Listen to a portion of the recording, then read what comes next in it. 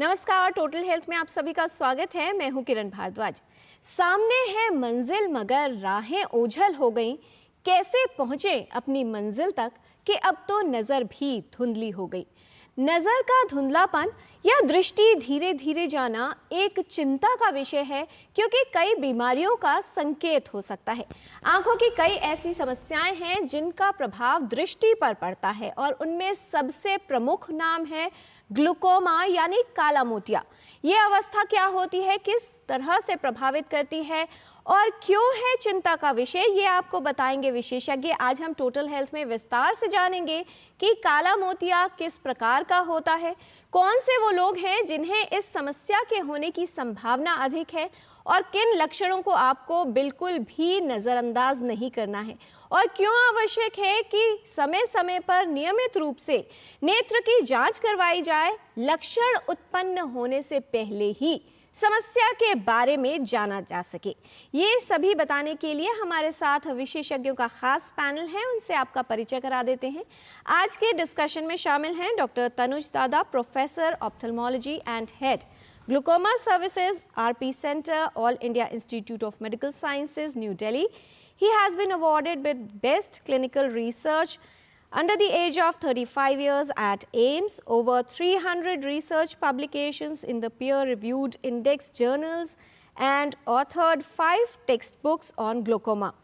He is the editor of All India Ophthalmological Society Guidelines for Diagnosis of Management, Primary Angle Closure Disease, Primary Angle Closure Glaucoma, and Glaucoma Surgery.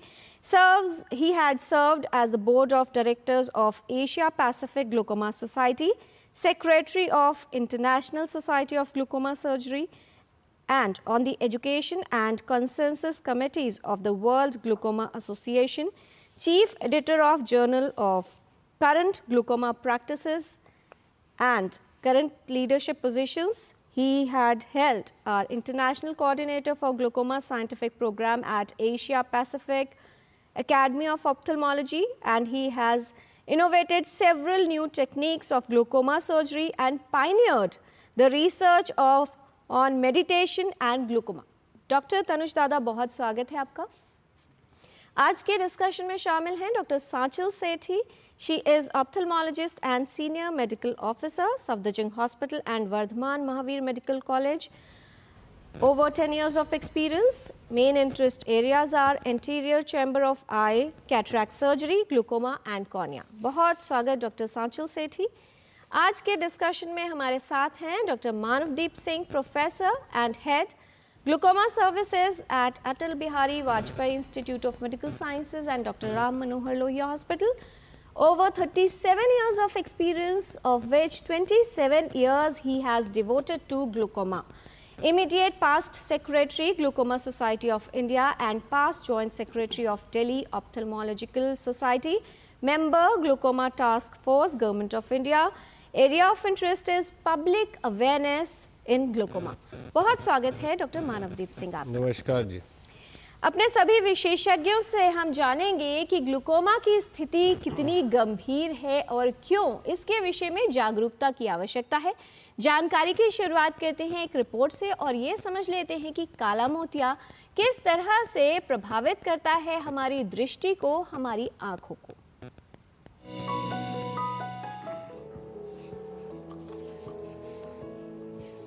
काला मोतिया आंखों से जुड़ी समस्या है जो कई लोगों को प्रभावित करती है। काला मोतिया यानी ग्लूकोमा दुनिया भर में दृष्टि खो देने यानी दृष्टिहीनता के प्रमुख कारणों में से एक है। काला मोतिया एक ऐसी बीमारी है जो आंखों में दबाव बढ़ने से जुड़ी होती है। हमारी आंखों में एक तरल पदार्थ होता है जिससे आंखों का आकार बनाए रखने में सहायता मिलती है और लेंस तथा कॉर्निया को पोषण मिलता है। यदि व्यक्ति की आंखों से तरल पदार्थ ठीक से बाहर नहीं निकल पाता तो इससे आंख के अंदर दबाव बढ़ जाता है और रक्त वाहिकाएं ऑप्टिक नर्व की ओर बढ़ती हैं। नर्व कोशिकाओं को क्षति होने लगती है और इसकी वजह से दृष्टिहीनता बढ़ने लगती है। काला मोतिया संबंधित नेत्र विकारों का एक समूह है जो ऑप्टिक नर्व को नुकसान पहुंचाता है, जो आंख से मस्तिष्क तक जानकारी पहुंचाता है, जिसे ठीक करना संभव नहीं होता। कई ऐसे कारक हैं जो काला मोतिया की संभावना को बढ़ाते हैं। अधिक उम्र, काला मोतिया का पारिवारिक इतिहास, मधुमेह, उच्च रक्तचाप और सिकल सेल एनीमिया जैसे रोग, आंखों में उच्च आंतरिक दबाव पड़ना, कॉर्निया के सेंटर का पतला होना, किसी प्रकार के दृष्टि दोष, आंखों में चोट लगना, आंखों की कोई सर्जरी या लंबे समय तक कॉर्टिकोस्टेरॉइड दवाओं का उपयोग करना, विशेषकर आई ड्रॉप में, इन सभी से काला मोतिया होने की संभावना बढ़ जाती है। कभी कभी इसके कोई लक्षण नजर नहीं आते, अचानक ही जब व्यक्ति की दृष्टि जाने लगती है तब उसे इस समस्या का पता चलता है। काला मोतिया का सबसे खतरनाक पक्ष ये है कि इस रोग में गई हुई दृष्टि को वापस नहीं लाया जा सकता। आवश्यक है कि अपनी आंखों की जांच नियमित रूप से करवाई जाए, जिससे शुरुआती अवस्था में ही इस रोग की पहचान हो सके।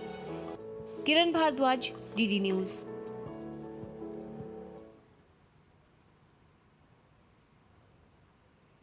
ग्लूकोमा यानी काला मोतिया दृष्टिहीनता का एक बड़ा कारण है और एक बड़ी स्वास्थ्य समस्या है। जानकारी और जागरूकता की आवश्यकता है जो विशेषज्ञ आपको देंगे। इस विषय से संबंधित अगर आपकी भी कोई समस्या है या कोई प्रश्न है जो आप हमारे विशेषज्ञों से पूछना चाहते हैं तो हमारे इन 2 नंबर्स पर आप कॉल कर सकते हैं। 011 है दिल्ली का STD कोड जो आपको लगाना है। नंबर है 23097648 एंड 23097671। इन दोनों नंबर्स पर आप कॉल करके प्रश्न पूछ सकते हैं या फिर आप अपने प्रश्न ईमेल कर सकते हैं।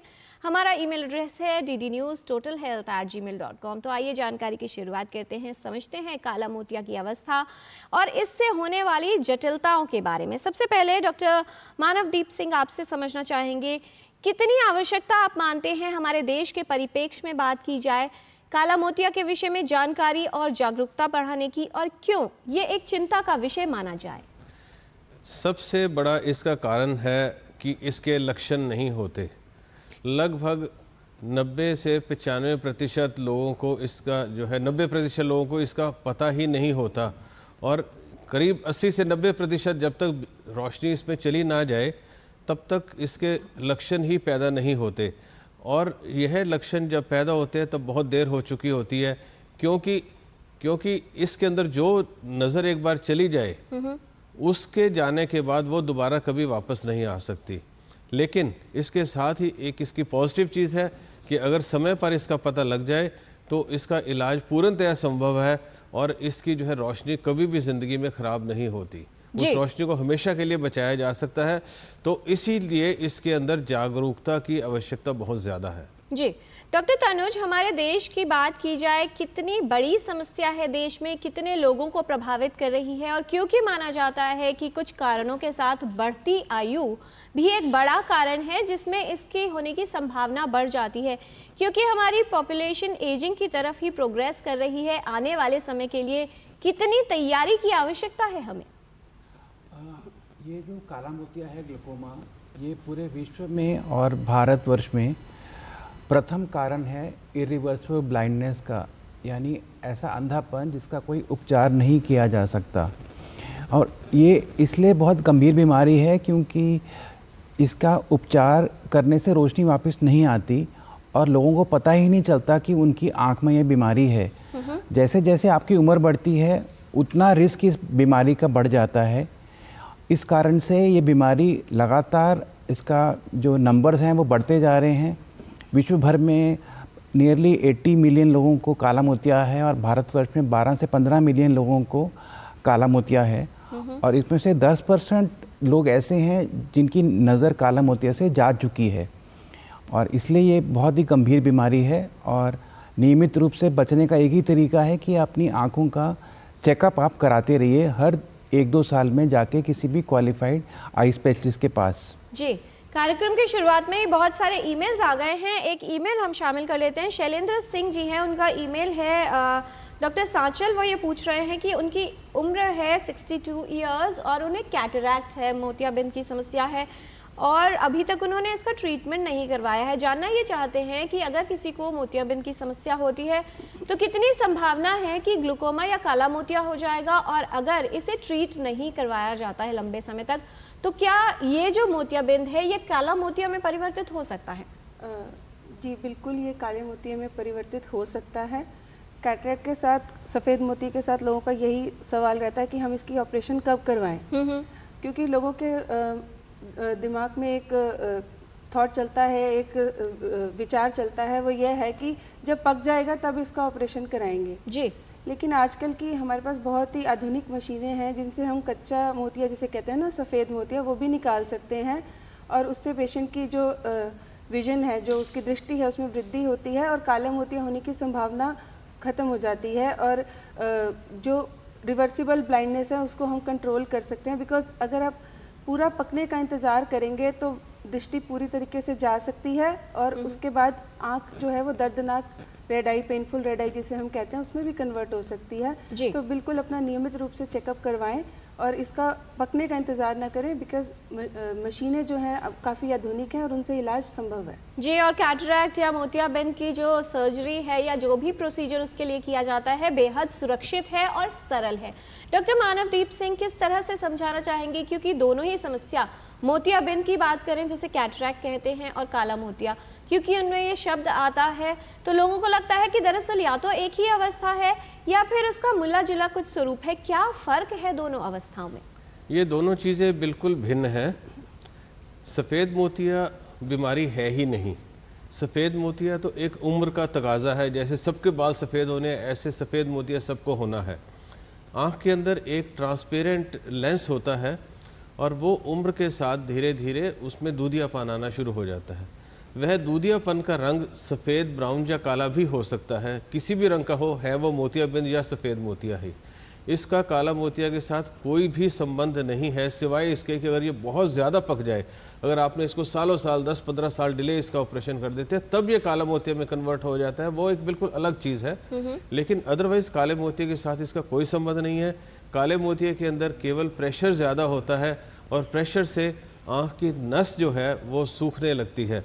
यहाँ मैं यह भी बताना चाहूँगा कि आँख देखने का काम नहीं करती।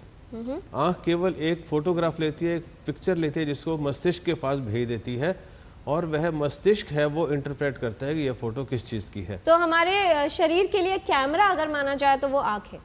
हाँ जी, आँख कैमरा है, और कैमरा से जो है, जब कैमरा बिल्कुल ठीक होता है आँख ग्लूकोमा के अंदर, लेकिन वो जो फ़ोटो है वो ऑप्टिक नर्व जो है जिसके थ्रू वो मस्तिष्क तक जाती है फ़ोटो, वह नस खराब हो जाती है और उससे जो है फ़ोटो मस्तिष्क तक नहीं पहुंच पाती है और आदमी को दिखाई नहीं देता। जी, डॉक्टर तनुज दादा, किस तरह से समझाना चाहेंगे काला मोतिया के प्रकार और क्या फ़र्क होता है उनमें? जो इसके प्रकार हैं, क्या ऐसी स्थिति है कि कोई ज़्यादा जल्दी प्रोग्रेस करता है या किसी के लक्षण पता होने में देर हो जाती है या उतने स्पष्ट नहीं होते? देखिए, जो एडल्ट में 3 प्रकार के काला मोतिया होते हैं। इसको एक तो हम बोलते हैं ओपन एंगल ग्लूकोमा, दूसरा हम बोलते हैं एंगल क्लोजर ग्लूकोमा, और तीसरा हम बोलते हैं सेकेंडरी ग्लूकोमा। जो ओपन एंगल ग्लूकोमा है उसके कोई लक्षण नहीं होते, धीरे धीरे उस पर नज़र चली जाती है और बहुत ख़तरनाक किस्म का काला मोतिया है।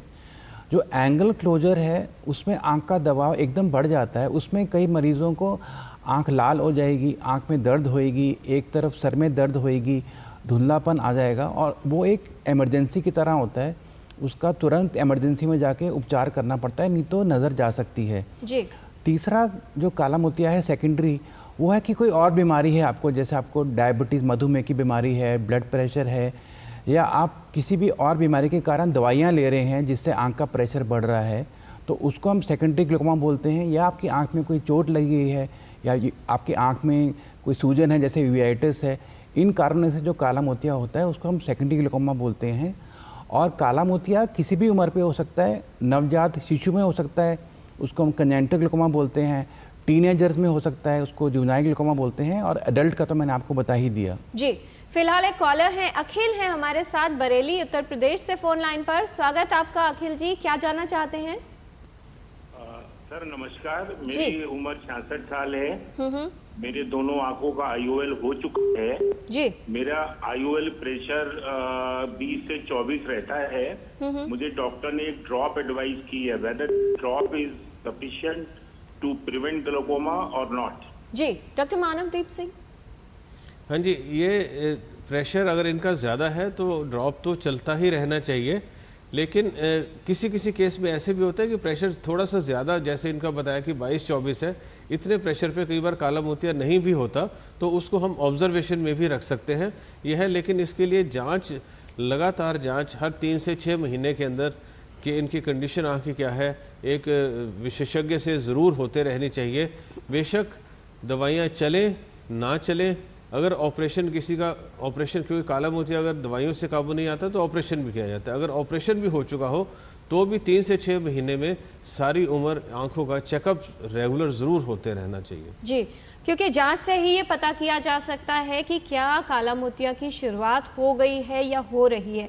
डॉक्टर सांचल, कौन से वो कारक हैं, रिस्क फैक्टर्स हैं जिनसे काला मोतिया की संभावना बढ़ सकती है? इसमें कई कारण हो सकते हैं, जैसे कि बढ़ती उम्र, कईयों में फैमिली हिस्ट्री होती है, उनके मतलब परिवार में ऐसा होता है, किसी को पहले रहा हो, उनको ज़रूर नियमित चेकअप कराना चाहिए। सर ने जैसे बताया, डॉक्टर तनुज ने, कि प्राइमरी ओपन एंगल ग्लूकोमा जिसे बोलते हैं, वो मायोप्स में जिनका ज़्यादा चश्मे का नंबर होता है उनमें कॉमन होता है। क्लोज एंगल जो है, जिनमें चश्मे का नंबर हाइपरोपिक्स जिन्हें बोलते हैं, जिनको प्लस का चश्मे का नंबर होता है, उनमें कॉमन होता है। तो ये लोग थोड़ा सतर्क रहें, चेकअप कराते रहें। कुछ रेशियल एथनिसिटी जिसे बोलते हैं, कुछ रेसेस हैं ऐसी जिनमें कॉमनली पाया जाता है, कुछ जैसे अफ्रीकन अमेरिकन कह सकते हैं, उनमें प्राइमरी ऊपर एंगल ज़्यादा पाया जाता है। तो इन लोगों को पता होना चाहिए, इन लोगों को स्क्रीनिंग करानी चाहिए। या माइग्रेन जिनको रहती है, या जो लोग और दवाइयों पे हैं, जैसे स्टीरॉइड्स पे हैं फॉर एनी रीज़न, उन लोगों को अपना नियमित रूप से चेकअप कराना चाहिए, ताकि पता चल सके। कारण पता होंगे तभी हम उसको टाइम से रोक सकेंगे। जी, सुलेखा जी का एक प्रश्न है डॉक्टर मानवदीप, वो ये पूछ रहे हैं कि उनको डायबिटिक रेटिनोपैथी है, आंखों पर प्रभाव हो गया है मधुमेह से।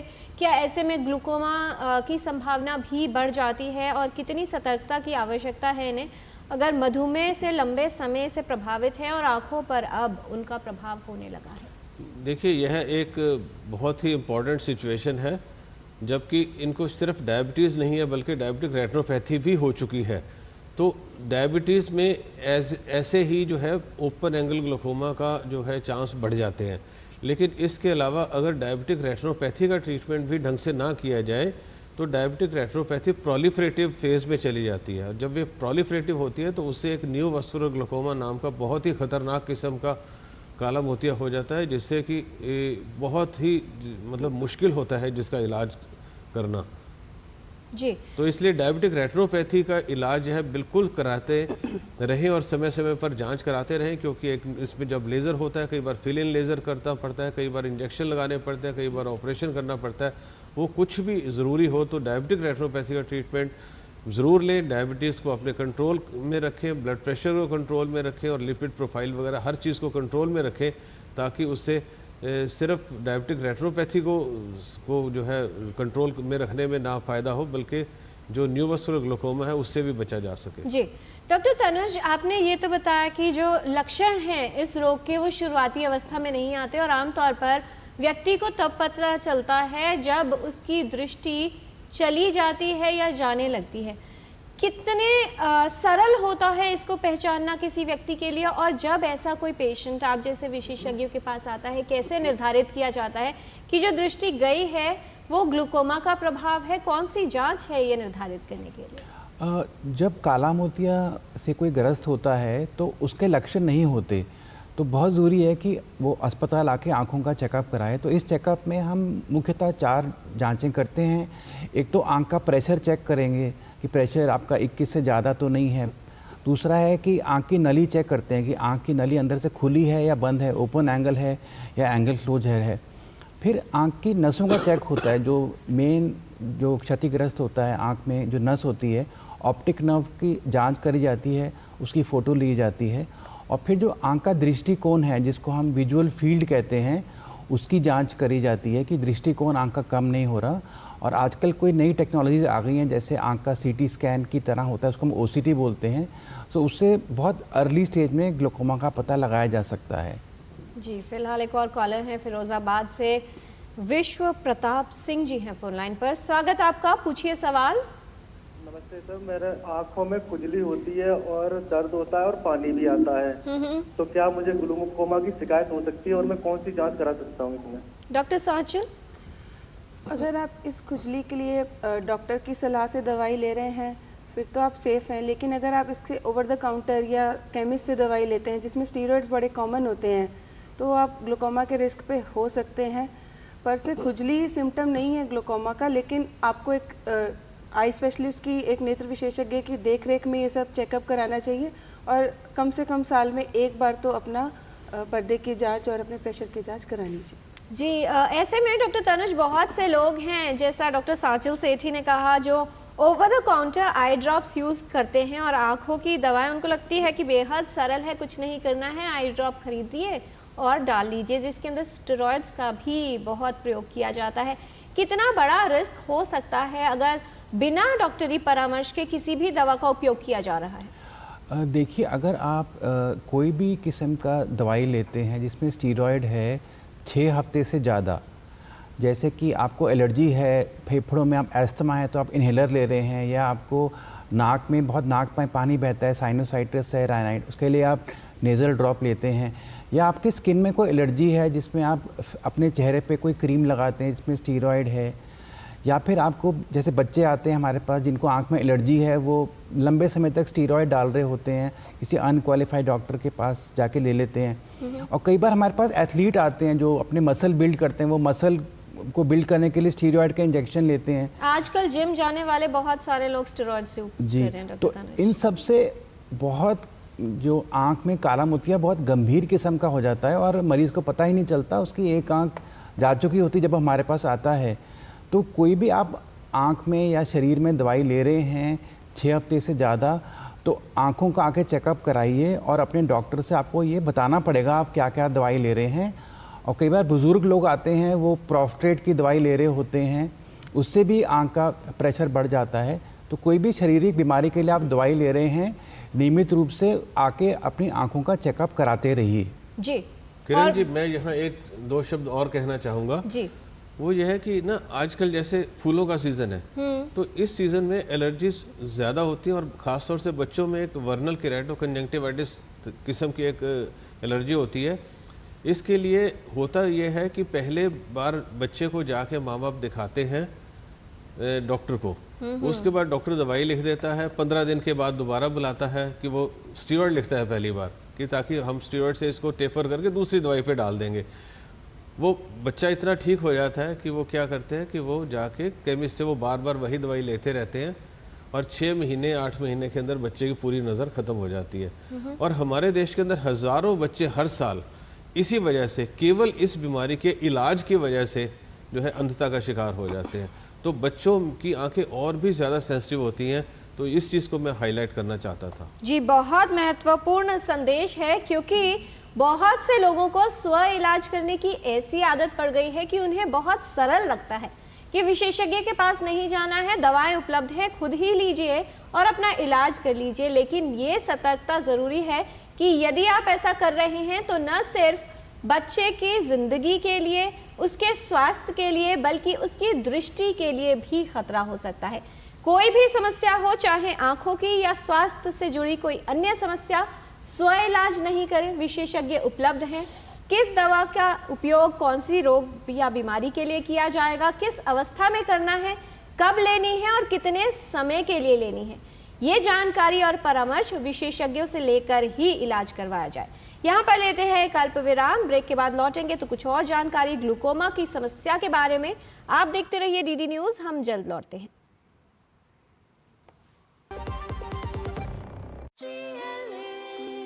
जो लक्ष्य चुना था समझ आने लगा है।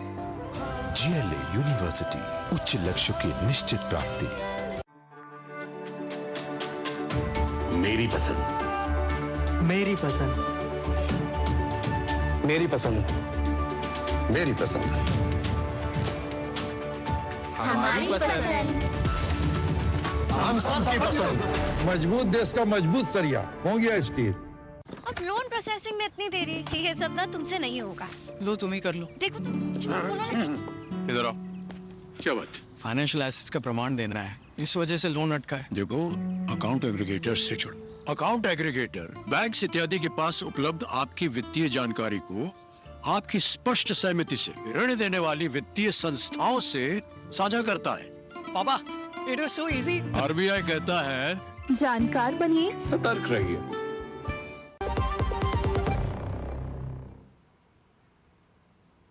ब्रेक के बाद टोटल हेल्थ में आपका स्वागत है। काला मोतिया की समस्या क्या है, इसके लक्षण क्या है, इसके खतरे के कारक और कैसे किया जा सकता है इसका इलाज, इस विषय पर हम बात कर रहे हैं। एक कॉलर है हमारे साथ, हेमंत भटनागर जी हैं नोएडा से फोन लाइन पर। स्वागत आपका, पूछिए सवाल।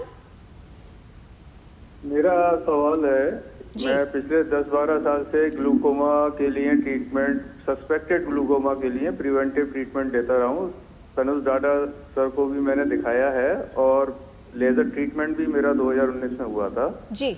मुझे डॉक्टर ने सिस्टेन अल्ट्रा डालने के लिए बोला हुआ था, जो मैं डाल रहा था, बट एवरी ईयर जब मैं जाता हूँ चेकअप कराने के लिए तो मेरी आई ड्रॉप चेंज होती है। अभी मैं ऑप्टीवैक्स अल्ट्रा डाल रहा हूँ, उससे पहले सोनो आई ड्रॉप थी। तो क्या ये जो चेंज ऑफ आई ड्रॉप है इसका कोई प्रभाव इसमें स्टेरॉइड वगैरह या, और जैसा डॉक्टर बता दें कि लंबे समय तक इसका इस्तेमाल से कोई ऐसा असर तो नहीं है? अभी मैंने लेटेस्ट जब कराया था तो मुझे ये सोनो फ्यूजन जी आई ड्रॉप दी गई है। डॉक्टर तनुज, बार बार जो आई ड्रॉप चेंज की जाती है, क्या प्रभाव रहता है और उसके पीछे जो है क्या उद्देश्य होता है कि एक बार व्यक्ति आया या पेशेंट आता है उसके बाद दवाओं को चेंज किया जाता है, क्या अधिक प्रभावशाली हो जाती है?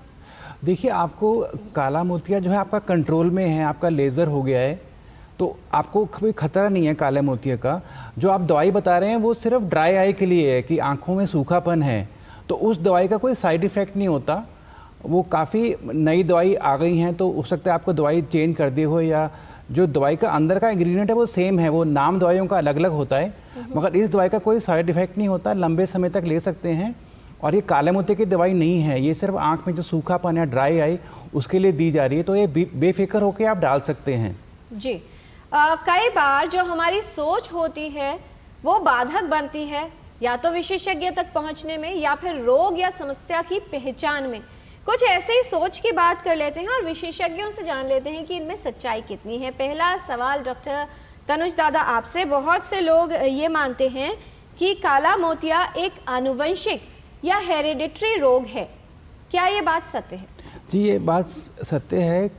कई फैमिलीज़ में ये रन करता है, और अगर आपके परिवार में किसी को काला मोतिया है तो आपके भाई बहन को 10 गुना रिस्क हो जाता है काला मोतिया होने का। और कई जो बच्चों में काला मोतिया होता है उसमें जो रिश्तेदारी में शादी होती है उसमें इसका रिस्क इन बीमारियों का बढ़ जाता है। तो डेफिनेटली इसका जेनेटिक रिस्क होता है काला मोतिया का। लेकिन ऐसा तो नहीं है कि अगर फैमिली में किसी को नहीं है तो ये हो ही नहीं सकती समस्या? नहीं, ये तो रिस्क बढ़ जाता है बस आपका अगर फैमिली में है।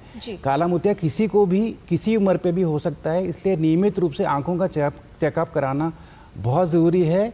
आपको लक्षण है या नहीं है, किसी को घर में काला मोतिया है या नहीं है, उससे इसका कोई संबंध नहीं है। जी डॉक्टर सांचल, एक और जो धारणा है कि काला मोतिया की समस्या सिर्फ बुजुर्गों को ही होती है, क्या कहना चाहिए? जी नहीं, उनमें ज़्यादा कॉमन होता है, उनमें ज़्यादा पाया जाता है, लेकिन यंग लोगों में भी हो सकता है काला मोतिया।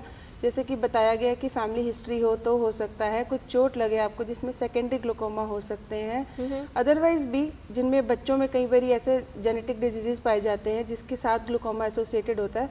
तो जैसे कि हम बार बार इस चीज़ को बता रहे हैं आपको कि नियमित चेकअप बहुत ज़रूरी है, क्योंकि हर चीज़ समझना बिना चेकअप के बड़ा मुश्किल है।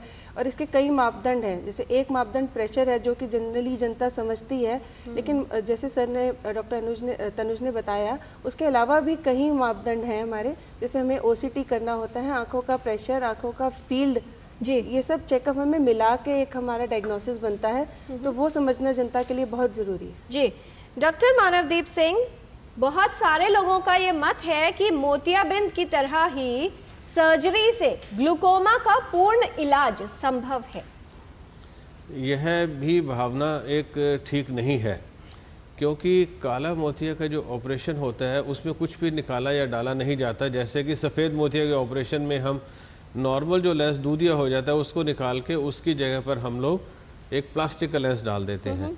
काले मोतिये में ऐसा कुछ भी नहीं होता। काले मोतिये में एक रास्ता बनाया जाता है कि जो आँख का जो द्रव्य है अंदर का, जिसको हम एक्वस ह्यूमर कहते हैं, वो निकलने का रास्ता एक तरीके से वो नया बन जाए, ताकि वो उसका प्रेशर जो है वो कंट्रोल में रहे। लेकिन यह रास्ता कई बार हीलिंग प्रोसेस की वजह से रास्ता दोबारा से बंद भी हो सकता है।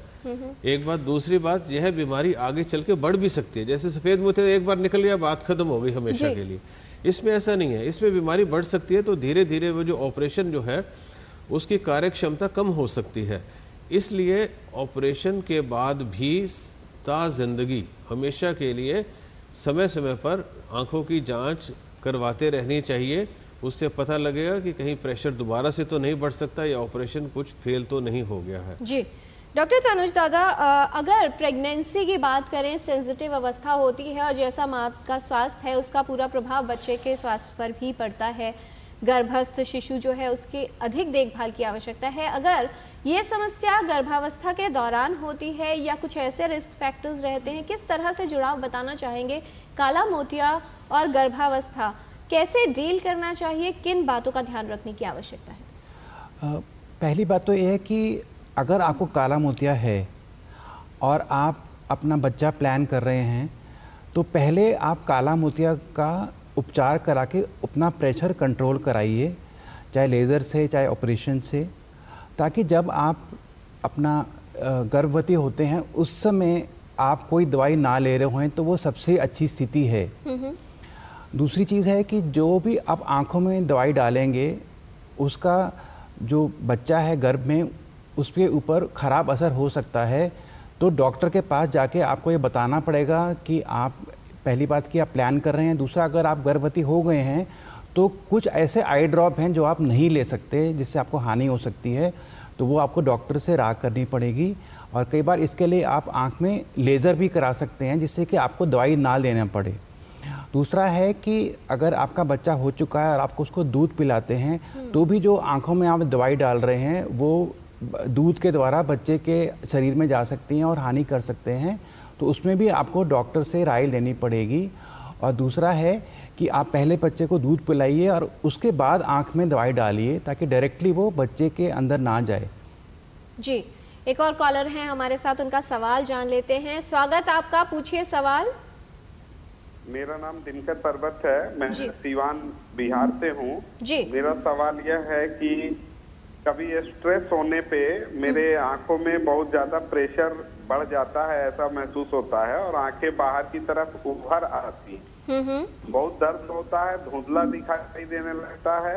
और ऐसा अगर होता है तो क्या ये भी काला मोतियाबिंद हो सकता है क्या? आपकी उम्र कितनी है? 42 ईयर्स। 42 इयर्स के हैं। डॉक्टर सांचल, क्या तनाव का कोई संबंध हो सकता है? इन्होंने हालांकि मोतियाबिंद की बात की ही है, हम साथ में ग्लूकोमा को भी जोड़ देते हैं। क्या कोई प्रभाव होता है? अचानक से व्यक्ति के ऊपर बहुत अधिक स्ट्रेस आया, कितना उसका संबंध होगा, या तो किसी समस्या को अग्रेवेट करने में, इन दोनों में से ही, या अगर समस्या है तो उसको बढ़ाने में? जी, जैसे कि इन्होंने बताया कि सर दर्द होता है, दबाव महसूस होता है, ये ज़्यादातर माइग्रेन के लक्षण होते हैं। लेकिन फिर भी जैसे कि हम पहले भी आपको बता चुके हैं, हम इसके काला मोतिया, अगर हमें इसको रूल आउट करना है, हमें बिल्कुल श्योर होना है, तो हमें उसके लिए आँख का प्रेशर उस समय देखना बहुत ज़रूरी है, बिकॉज ये एक रिस्क फैक्टर है, इससे हो सकता है। बट मोस्ट लाइकली ये माइग्रेन के सिम्टम्स होते हैं जिसमें टेम्परेरीली ब्लड फ्लो रुक जाता है आँख के लिए, तो ऐसा फील होता है। लेकिन ये भी एक अपने आप में एक रिस्क फैक्टर है, तो आप आपने कहा था जिनको माइग्रेन की समस्या है उन्हें भी ग्लूकोमा या काला मोतिया की संभावना अधिक हो सकती है, इसलिए बहुत आवश्यक है कि इसके लिए जांच करवाई जाए। डॉक्टर मानवदीप, किस तरह के इलाज के विकल्प हैं जब ये निर्धारित हो गया कि व्यक्ति को काला मोतिया की समस्या है? किस प्रकार की समस्या है उस पर ही निर्धारित करेगा कि क्या इलाज होगा और किस तरह के विकल्प हैं हमारे पास। देखिए, मैं शुरू करूंगा जो बच्चों में काला मोतिया होता है, जैसे जन्मजात, जैसे डॉक्टर तनुज ने बताया था पहले जी, तो जन्मजात जो काला मोतिया उसका ऑपरेशन से ही इलाज होता है, दवाइयों से अक्सर उसका इलाज संभव नहीं होता। लेकिन जो एडल्ट ग्लूकोमा है वो 3 किस्म के ग्लूकोमा है। उसके अंदर जो एंगल क्लोजर ग्लूकोमा है, जिसके अंदर शाम को हल्का सर दर्द एक तरफ होना से शुरू होकर और तेज़ सर दर्द उल्टी वगैरह के साथ हो सकता है, उसका इलाज सबसे पहले लेज़र किया जाता है। और लेज़र के बाद कई बार तो क्योर ही हो जाता है, लेकिन कई बार जो है उसके अंदर ज़िंदगी दवाइयाँ डालनी पड़ती हैं। लेकिन मोटे तौर पे यह कोई भी काला मोतिया हो ओपन एंगल या एंगल क्लोजर, इलाज सबसे पहले कोशिश की जाती है कि दवाइयों से ही किया जाए जी। ओपन एंगल में तो लेज़र शुरू में नहीं किया जाता, दवाइयों से ही किया जाता है। और अगर दवाइयों से जनरली हम देखते हैं कि 3 से 4 दवाइयाँ तक अगर हम बढ़ाते हैं 2 बोतल के अंदर, 2 शीशियों के अंदर, अगर वहाँ तक इसका इलाज, इसका प्रेशर जो है आँख का वो कंट्रोल रहे और नज़र की आगे ख़राबी ना हो रही हो, तो हम दवाइयों पे ही रखते हैं। अगर उसके बावजूद कंट्रोल नहीं होता, प्रेशर ज़्यादा रहता है या आँख का जो दृष्टिकोण है वो कम होता चला जाता है, तो हम इसका ऑपरेशन करते हैं। अब तीसरी चीज़ आ जाती है जो सेकेंडरी ग्लूकोमा की। सेकेंडरी ग्लूकोमा के अंदर जो प्राइमरी बीमारी है आँख की, सबसे पहले उसका इलाज किया जाता है और उसके साथ साथ काले मोतिये के लिए दवाएं या ऑपरेशन किया जाता है, क्योंकि इसके अंदर कुछ दवाइयाँ, कई किस्म की काले मोतिये की दवाइयाँ जो ऐसी होती हैं जो नहीं दी जा सकती है, तो इसके एक स्पेशल किस्म से इसका इलाज किया जाता है। कई बार इसमें भी लेज़र की ज़रूरत पड़ जाती है। जी डॉक्टर तनुज दादा, आई ड्रॉप्स क्योंकि लंबे समय तक डालनी पड़ सकती है, व्यक्ति किस तरह से आई ड्रॉप डाल रहा है, क्या इसका भी कुछ प्रभाव होता है या विशेष तौर पर कुछ सावधानियां बताना चाहेंगे जो आई ड्रॉप का प्रयोग कर रहे हैं, उसको डालनी कैसे? देखिए, आई ड्रॉप्स आपको पूरी उम्र डालनी है और आई ड्रॉप डालना बहुत ज़रूरी है, इसी से आपकी नज़र बची रहेगी। तो पहली चीज़ है कि जब भी आई ड्रॉप डालें, अपना हाथ साबुन पानी से धो के आप बॉटल को खोलिए। आँख में 1 बूंद से ज़्यादा आई ड्रॉप नहीं डालनी चाहिए। और बहुत महत्वपूर्ण है, जब आँख में आप आई ड्रॉप डालेंगे तो 1 मिनट के लिए नाक और आँख के बीच वाली जगह को बंद करिए। इससे क्या होएगा, जो आई ड्रॉप है वो आपके नाक के थ्रू आपके शरीर में नहीं जाता, क्योंकि आँखों की दवाइयों से भी आपके फेफड़ों पे, आपके दिल पे, आपके शरीर पे साइड इफ़ेक्ट हो सकते हैं। तो ये 1 मिनट के लिए आँख को बंद करना बहुत ज़रूरी है। और अगर आपको 2 या 3 दवाइयाँ दी गई हैं डालने के लिए, तो उनमें कम से कम 10 मिनट का अंतर रखिए। एक के बाद दूसरी दवाई नहीं डालिए, उससे पहली दवाई का असर ख़त्म हो जाएगा। और अपना टाइम फिक्स करिए, जैसे आप सुबह उठ के नाश्ता करते हैं तो उस समय दवाई डालनी है, रात को आप खाना खाते हैं उस समय दवाई डालनी है, ताकि कोई भी दवाई मिस ना हो। और अगर आप अपनी शहर से बाहर जाते हैं तो भी दवाई साथ लेके जाइए। एक भी दिन ऐसा नहीं होना चाहिए जब आपने दवाई की डोज मिस करी, क्योंकि उससे प्रेशर बढ़ जाता है और आपकी जो नस है उसको क्षति पहुंचती है।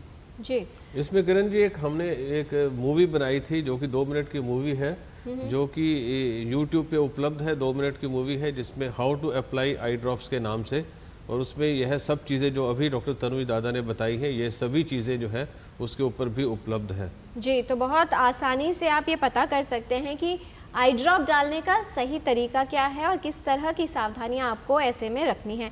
डॉक्टर सांचल संजीव शर्मा जी का ईमेल है, वो ये जानना चाह रहे हैं कि उन्हें आंखों में ड्राइनेस की समस्या रहती है और वो नियमित रूप से आई ड्रॉप्स का प्रयोग करते हैं। क्या इससे किसी तरह की संभावना हो सकती है कि आगे चलकर अगर बहुत ज़्यादा आई ड्रॉप्स का या ल्यूब्रिकेंट्स का प्रयोग किया जाता है आँखों के लिए तो ग्लूकोमा की समस्या हो जाए? और एक सवाल है स्वाति का, वो ये पूछ रही हैं कि क्या किसी व्यक्ति को कैटरैक्ट और ग्लूकोमा ये दोनों समस्याएं एक साथ हो सकती हैं? जी, पहला सवाल उन्होंने पूछा ड्राइनेस। सो ड्राइनेस का मैं ये बताना चाहूँगी, इट्स बहुत सारी जगह ये ओवर डायग्नोस्ड भी है। लोग अपना प्रॉपर टेस्ट नहीं कराते हैं, जो ड्राइनेस के टेस्ट होते हैं। मुझे आँख में घर्षण महसूस हो रही है, ड्रॉप डाल ली। आजकल डॉक्टर सांचल माफ कीजिए, लेकिन बहुत सारे जो लोग कंप्यूटर पे बहुत ज्यादा काम करते हैं वो खुद ही आई ड्रॉप लेकर उसका यूज करना शुरू कर देते हैं। कंप्यूटर विजन सिंड्रोम उसको बोलते हैं। हम उसके लिए जैसे कि हमने बताया कि उसके लिए काफ़ी यूट्यूब वीडियोस हैं कंप्यूटर विजन सिंड्रोम पे। उसमें आप 20 मिनट्स के बाद 20 सेकंड्स के लिए 20 फीट अवे देखेंगे, एक प्रॉपर एंगल पे मॉनिटर रखेंगे, थोड़ा सा बीच में ब्रेक्स लेंगे, तो you will be eye drop free. आप मुक्त हो जाएंगे आई ड्रॉप से। पर फिर भी अगर आपको ज़रूरत है ज़रूर डालिए, डॉक्टर की देखरेख में डालिए और अपना नियमित रूप से चेकअप करवाइए। और जो भी मॉलिक्यूल आप परचेज़ करते हैं, ख़रीदते हैं ओवर द काउंटर, अगर आपको कोई मजबूरी है, नहीं है डॉक्टर की एक्सेस, नहीं मिल पाया डॉक्टर, आपने ख़रीद ली, कोई बात नहीं, डालिए, लेकिन कुछ समय बाद एक तो उसे बंद कर दीजिए और मोबाइल फ़ोन सबके पास है, उसकी एक फ़ोटोग्राफ एटलीस्ट खींच के रखिए ताकि कभी आप डॉक्टर के पास जाए उसे पता हो आपने क्या मॉलिक्यूल यूज़ किया था। जी डॉक्टर मानवदीप सिंह, क्या ग्लूकोमा के केसेस में इमरजेंसी भी हो सकती है? कौन से वो संकेत हैं जो किसी को नज़रअंदाज नहीं करने हैं, और अगर ऐसा लगता है कि कोई अनयूजुअल या अचानक से कुछ बदलाव हुआ है, ऐसे में क्या करना चाहिए? देखिए, इमरजेंसी तो इसमें होती है जब एक्यूट अटैक हो जाता है ग्लूकोमा का। उसके अंदर आपको एक तरफ आँख के तेज़ दर्द उठता है, दर्द के साथ अक्सर उल्टी भी आ जाती है, और वो इतना तेज़ होता है कि उसको कोई इग्नोर कर ही नहीं सकता, वो जाएगा ही डॉक्टर के पास, वो इतना तेज़ होता है। तो यह तो इमरजेंसी होती है। और सेकेंडरी ग्लूकोमास में भी कई बार एक एक्यूटली जो है प्रेशर बढ़ जाता है। इसके अलावा एक सेमी इमरजेंसी में कहना चाहूँगा, वो भी एंगल क्लोजर ग्लूकोमा में भी होती है, जो कोई सब एक्यूट अटैक्स होते हैं। वो एक तरफ आँख के अंदर शाम के टाइम समय जब अंधेरा होता है कमरों में, ख़ास तौर पे अगर कोई हॉरर मूवी वगैरह अंधेरे कमरे में देख रहे हो तो उससे और ज़्यादा उसके चांस बढ़ जाते हैं। एक तरफ आँख के अंदर वो हल्का से मीडियम किस्म का हेडेक होता है, और वो सोने से अपने आप ठीक हो जाता है, क्योंकि सोने से आँख की जो पुतली छोटी हो जाती है तो सोने से अपने आप ठीक हो जाता है।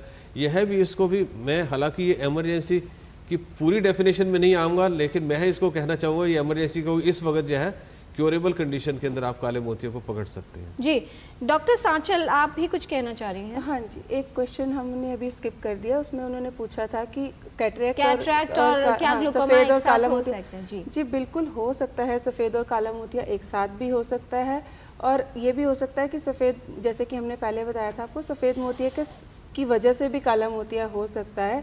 कई बार ये दोनों चीज़ें एक साथ डायग्नोज की जाती हैं तो साथ ट्रीट भी हो जाती हैं।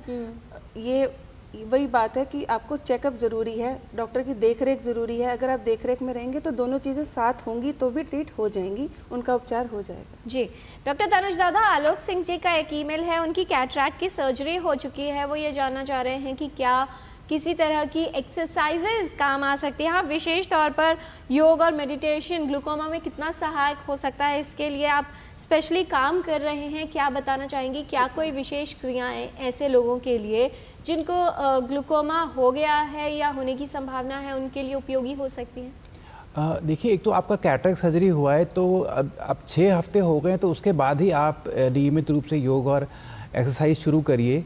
इसमें जो स्ट्रेस का बहुत रोल है, जैसे जो आपको कोई बहुत तनाव है अपनी ज़िंदगी में, या आपको बीमारी से लेके तनाव है, तो उसके जो आपके शरीर के अंदर का स्टीरॉयड होता है, एक हार्मोन जिसको हम कॉर्टिसोल बोलते हैं, वो बढ़ जाता है, उससे आँख का प्रेशर बढ़ जाता है। तो अगर आप नियमित रूप से दिन में आधा घंटा अपना ध्यान लगाएं और अपने सांस पे फोकस करें, जैसे 5 की गिनती में सांस अंदर लें और 5 की गिनती में सांस बाहर लें, और दोनों आँख बंद करके बीच में फोकस करें, जिसको हम ध्यान लगाना कहते हैं, तो इससे पूरे शरीर का नर्वस सिस्टम रिलैक्स कर जाता है, आपका आँख का प्रेशर कम हो जाता है, और जो आँख का ब्लड फ्लो है वो बढ़ जाता है। तो ये आँखों के लिए भी और पूरे शरीर के लिए बहुत लाभदायक है। मगर जब भी आप प्राणायाम या योग करते हैं, साथ साथ अपनी दवाई ज़रूर लेते रहिए। इसका मतलब ये नहीं है कि आपने दवाई छोड़ दी और सिर्फ योग प्राणायाम से आप अपना इलाज करा रहे हैं। और जो काला मोती के मरीज़ हैं, उनको एक तरह का योगा नहीं करना है, वो है शीर्ष आसन। जो भी आसन है जिसमें सर नीचे करके आप टांगें ऊपर कर रहे हैं, उससे आँख का दबाव बहुत ज़्यादा बढ़ सकता है। तो काले मोतियों के मरीज़ों को ये वाला प्राणायाम नहीं करना चाहिए। और जो कपालभाति प्राणायाम है, वो बहुत ज़ोर से अगर आप करते लंबे समय तक, उससे भी आँख का प्रेशर बढ़ सकता है। तो ये 2 चीज़ों का ख्याल रखना है। नहीं तो जो प्राणायाम है, जैसे लोम विलोम है, भ्रामरी प्राणायाम है और ध्यान लगाना मेडिटेशन है, वो काले मोती के मरीज़ों के लिए बहुत ही लाभदायक है। जी, और बहुत सारी जानकारी क्योंकि सोशल मीडिया यूट्यूब पर भी अवेलेबल है, तो आप जो भी सीख रहे हैं पहले उसको एक योग शिक्षक से सीख लें, ये जान लें कि उसको करने का सही तरीका क्या है, और उसके बाद ही आप घर पर स्वयं उसको प्रैक्टिस कर सकते हैं, उसका अभ्यास कर सकते हैं। डॉक्टर मानवदीप सिंह, ऐसे जो पेशेंट्स होते हैं जिनको ग्लूकोमा की समस्या है, क्या ड्राइविंग को लेकर भी सतर्क रहने की आवश्यकता है? क्योंकि बहुत से ऐसे लोग बताते ही नहीं हैं कि उनको समस्या है और ड्राइविंग को कंटिन्यू करते हैं। किस तरह की सावधानी रखनी चाहिए और क्या सतर्कता जो है सभी की सुरक्षा को सुनिश्चित कर सकती है? देखिए, काले मोतिया के अंदर जब तक कम से कम 40% जो है नुकसान ना हो चुका हो नस को, तब तक फील्ड्स के अंदर कोई चेंजेस नहीं आती हैं। और जब तक ये देखिए स्ट्रक्चर और फंक्शन, पहले जो है स्ट्रक्चर के ऊपर आंख के असर होता है, उसके बाद जब 40-50% स्ट्रक्चर डैमेज हो चुका है तभी जो है फंक्शन के ऊपर असर होता है। और यह फंक्शन के ऊपर जब तक असर नहीं होता तब तक ड्राइविंग के अंदर कोई प्रॉब्लम नहीं है। लेकिन अगर आपको लक्षण आने ऑलरेडी शुरू हो चुके हैं तो उस वक्त आपका काफ़ी ज़्यादा नुकसान हो चुका होगा, और उससे क्या होगा कि आपको सामने की कोई चीज़ तो दिख रही है, बिल्कुल सामने की सीट दिख रही है, लेकिन साइड की चीज़ नहीं दिख रही, या बिल्कुल आगे जो छोटी पड़ी हुई चीज़ है वो नहीं दिख रही। तो इस तरीके से अगर आपका नुकसान नज़र का इतना हो चुका है कि आपको ये दिक्कतें आ रही हैं, या आपको कम रोशनी के अंदर काम करने में दिक्कत आ रही है, तो आपको ड्राइविंग करना ख़तरनाक हो सकता है आपके लिए भी और दूसरों के लिए भी, ताकि क्योंकि इससे एक्सीडेंट के चांस बढ़ जाते हैं। लेकिन मैं दोबारा ये कहना चाहूँगा, यह स्टेज जब बीमारी काफ़ी बढ़ चुकी होती है तभी आती है। जी, और बहुत से ऐसे स्थितियां हैं जिसमें व्यक्ति को पता ही नहीं लगता है कि उसकी नज़र जाने लगी है, जब साइड से जो है नज़र जाने लगती है। इसीलिए विशेषज्ञ बार बार ये कह रहे हैं कि आपको नियमित रूप से जांच करवानी है और एक विशेषज्ञ से ही जांच करवानी है। डॉक्टर तनुज दादा, एडवांसमेंट्स की अगर बात करें, कौन सी आधुनिक विधियां हैं जांच के लिए, इलाज के लिए, और आने वाले समय में क्या हम लोग एक्सपेक्ट कर सकते हैं इस क्षेत्र में? देखिए, आजकल जो बहुत एक एडवांस है वो है आर्टिफिशियल इंटेलिजेंस, जो एआई का यूज़ हो रहा है काला मोतिया के डायग्नोसिस में। तो जैसे हमारे एम्स के भी सेंटर हैं जिसमें एक कैमरा लगाया गया है, तो कैमरे में आपकी नस की फ़ोटो आती है और फिर एआई से वो बता देता है काला मोतिया है कि नहीं है। तो ये बहुत एक एडवांसमेंट है, और धीरे धीरे ये पूरी कंट्री में ये गवर्नमेंट ऑफ इंडिया का प्लान है कि इस तरह का सेटअप होए कि एआई से आपकी आंख की फ़ोटो ली जाए और वो बता दे आपको काला मोतिया है या मधुमेह की बीमारी से कुछ खराबी है। तो ये एक बहुत फ़ायदा होएगा जहाँ जहाँ डॉक्टर उपलब्ध नहीं हैं, और सिर्फ एआई के द्वारा ही आपको इस बीमारी का डायग्नोसिस पता चल जाएगा। और इसके आजकल बहुत जो एडवांसमेंट्स हैं, बहुत नई किस्म की दवाइयाँ आ गई हैं, लेज़र आ गए हैं, और मिनिमली इन्वेसिव सर्जरी आ गई है। तो काला मोतिया का उपचार बहुत आधुनिक किस्म से हो सकता है, किंतु एक ही चीज़ है कि अगर वो अर्ली स्टेजेस में जल्दी उसका पता चल जाए तो इसका इलाज बहुत अच्छी तरह से संभव है। जी, और इलाज के लिए जानकारी और जागरूकता की आवश्यकता होती है। टोटल हेल्थ के माध्यम से हम यही जानकारी आप तक नियमित रूप से पहुंचाते हैं। आपको सेहतमंद रखने के लिए ग्लूकोमा यानी काला मोतिया के विषय में कुछ और जानकारी लेंगे विशेषज्ञों से। इस छोटे से ब्रेक के बाद आप देखते रहिए टोटल हेल्थ। जब धरती चीर कर निकलता है लोहे का पत्थर और मिलता है मोंगिया के जोश से, फिर तपता है, पिघलता है और बनता है फौलाद। अब होता है सरिया सारी खूबियों के साथ। मोंगिया स्टील, मजबूत देश का मजबूत सरिया। Under the Honorable PM's leadership, an unprecedented push to yoga has been given. Today, yoga is playing a significant role in enhancing health and wellness across the world. PM Yoga Awards are given in recognition to outstanding contributions by individuals and organizations to the field of yoga. These awards carry a trophy, certificate and a prize of 25 lakh rupees. Hurry! Send your entries through MyGov platform before 31st March. Visit Ministry of Ayush website or MyGov platform for more details.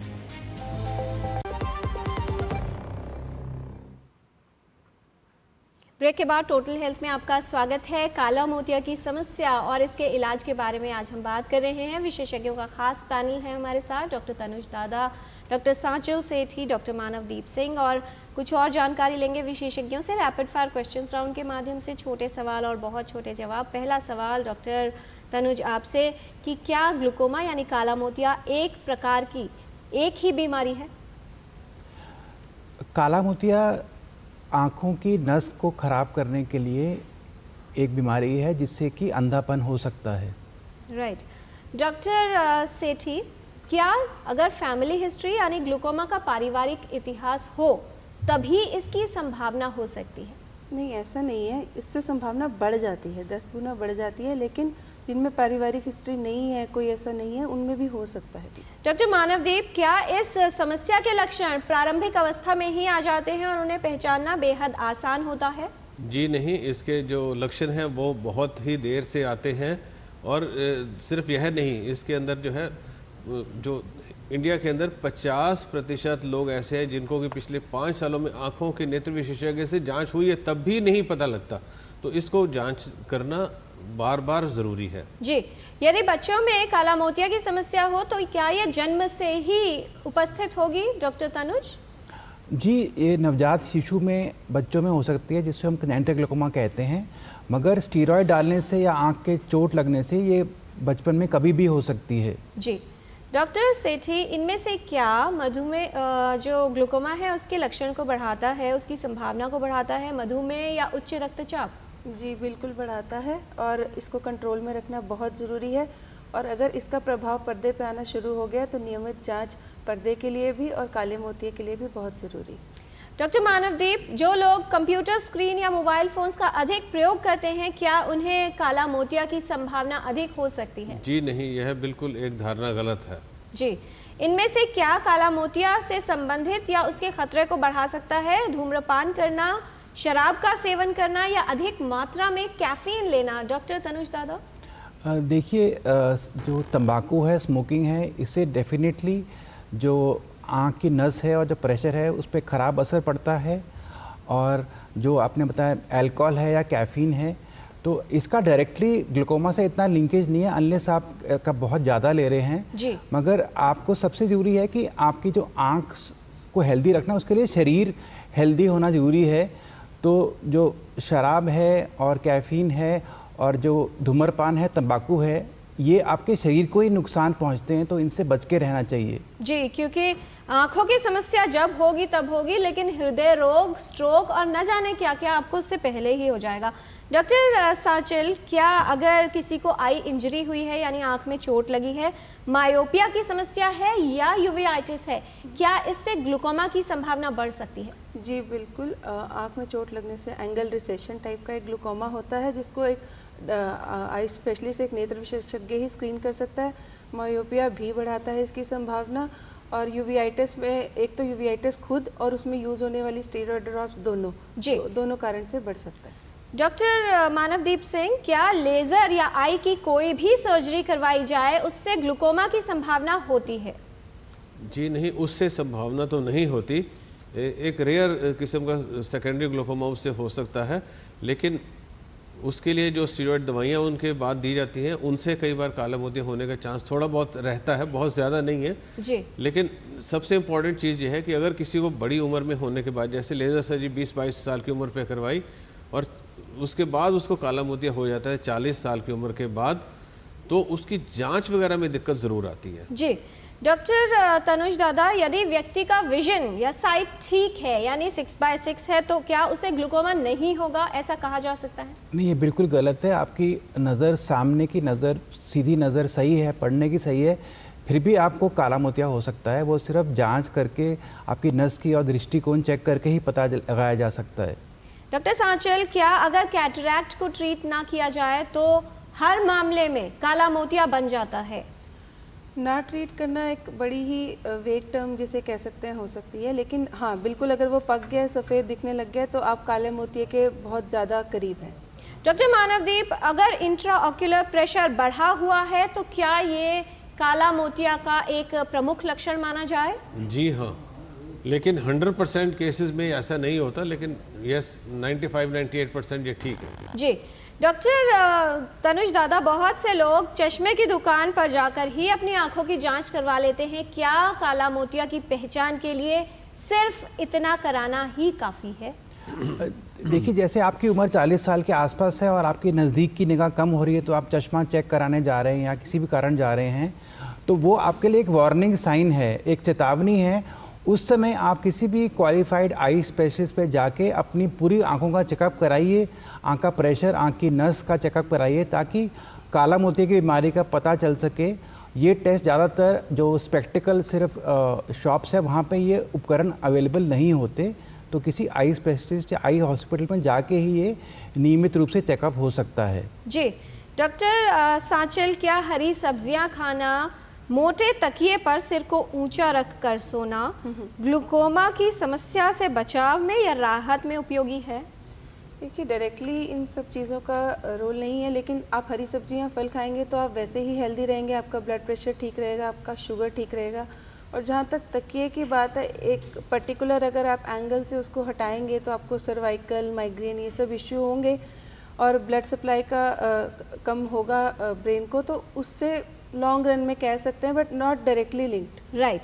Doctor Manavdeep, हमारे पास एक सवाल भी था email पर, सुदेश जी का सवाल था, हम उसको चाहेंगे रैपिड फायर में शामिल करना कि क्योंकि हमने बताया कि काला मोतिया को क्योर नहीं किया जा सकता, तो फिर इसका इलाज करवाने से लाभ क्या है? अगर इलाज नहीं करेंगे तो अंधता लगभग अनिवार्य है। जी, क्या संदेश देना चाहेंगे डॉक्टर सांचल हमारे व्यूअर्स के लिए? कितनी सतर्कता की आवश्यकता है इस बीमारी से लड़ने के लिए, बचाव के लिए?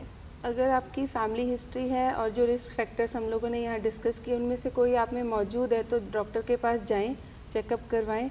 और सबसे पहला रिएक्शन होता है घबराने का, और डॉक्टर मैं सर्जरी से ठीक हो जाऊँगा, मुझे अभी ठीक कर दीजिए।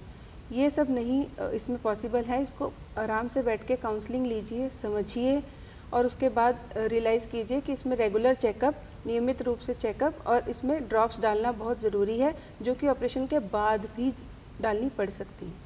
डॉक्टर मानवदीप सिंह, क्या कहना चाहेंगे सभी व्यूअर्स को? कितने सतर्क रहने की ज़रूरत है और किस तरह से जागरूकता उपयोगी हो सकती है सभी के लिए? मैं इसमें 2 मैसेज देना चाहूँगा। पहला मैसेज तो है ये हमारे सभी व्यूअर्स के लिए, पेशेंट्स के लिए, डॉक्टर्स के लिए, नर्सेज के लिए, केमिस्ट के लिए, कि स्टेरॉयड के यूज़ को लिमिट करें। स्टेरॉयड के यूज़ को कम से कम किया जाए, जितना आवश्यक हो केवल उतना ही किया जाए। और केमिस्ट भाई जो हैं वो किसी को भी बिना प्रेस्क्रिप्शन के स्टेरॉयड ना दें। और दूसरा जो संदेश है वह है काले मोतिये के मरीज़ों के लिए जो कि नज़र अपनी पूरी खो चुके हैं, क्योंकि इसमें मैंने शुरू में ही बताया था कि काला मोतिया के अंदर आँख बिल्कुल ठीक रहती है, सिर्फ नस खराब होती है। तो अगर किसी को और कोई बीमारी आँख की नहीं है तो एक जो काले मोतिये से जो अंधा हो चुका आदमी है वो भी नेत्रदान कर सकता है और दूसरे को रोशनी दे सकता है, बेशक वो खुद अपनी रोशनी उसके पास नहीं है। जी, डॉक्टर तनिष दादा, आपका संदेश? अगर आपको काले मोतिये से बचना है तो अगर आपकी उम्र 40 साल से ऊपर है तो 2 साल में एक बार, और अगर 60 साल से ऊपर है तो साल में एक बार अपनी आँखों का पूरा चेकअप किसी क्वालिफाइड आई स्पेशलिस्ट से कराइए, ताकि इस बीमारी से आप बच सकें और आपकी आँखों की रोशनी बरकरार रहे। जी, बहुत धन्यवाद इस तमाम जानकारी के लिए डॉक्टर तनुज दादा, डॉक्टर सांचल सेठी, डॉक्टर मानवदीप सिंह। सभी विशेषज्ञों को धन्यवाद देते हैं और तमाम वो व्यूअर्स जिन्होंने फ़ोन किए हैं और बहुत सारे ईमेल्स हमारे पास आज आए हैं, आप सभी का धन्यवाद। जिनके जवाब हम नहीं दे पाए, हम उन सभी के सवाल विशेषज्ञों तक पहुंचा देंगे और आप तक पहुंच जाएगा आपकी समस्या का समाधान। कहा जाता है कि ज्ञान वो प्रकाश है जो पूरे जीवन को रोशन करता है। जब स्वास्थ्य की बात आती है तो ये ज्ञान है आपकी सतर्कता, आपकी जागरूकता। चाहे बात हो काला मोतिया की समस्या की या आपसे के स्वास्थ्य से जुड़ी हुई किसी भी समस्या की, सतर्क रहिए, लक्षणों को पहचानें और जैसा विशेषज्ञों ने कहा कि स्वयं अपना डॉक्टर न बनिए, क्योंकि विशेषज्ञ आपके पास उपलब्ध हैं। इसलिए ये मानकर कि बहुत सरलता से दवाएं मिल जाएंगी, ये आपके जीवन के लिए, आपकी आंखों की रोशनी के लिए और आपके स्वास्थ्य के लिए हानिकारक हो सकता है। स्वास्थ्य संबंधित जानकारी के लिए हमारा कार्यक्रम देखते रहिए और अपनी सेहत का ख्याल रखिए। आज के कार्यक्रम में इतना ही। हमारी पूरी टीम को दीजिए अनुमति। नमस्कार।